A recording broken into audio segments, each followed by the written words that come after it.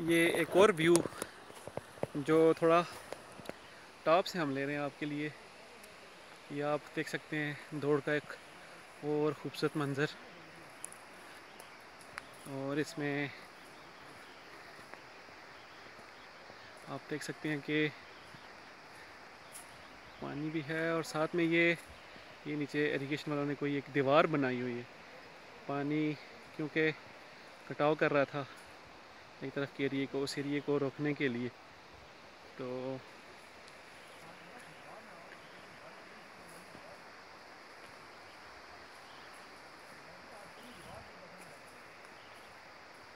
मेरा ख्याल है ये काफ़ी अच्छा मंज़र है।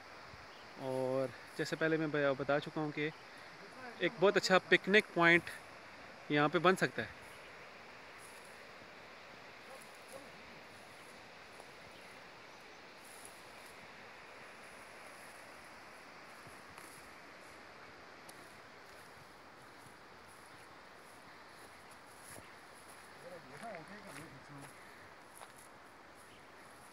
इसका और काम करके नहीं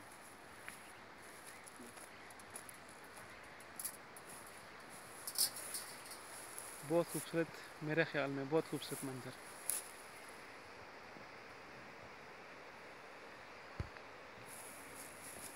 जी मेरे भी गाड़ी दो तीन ही आ गई। भैया ना है।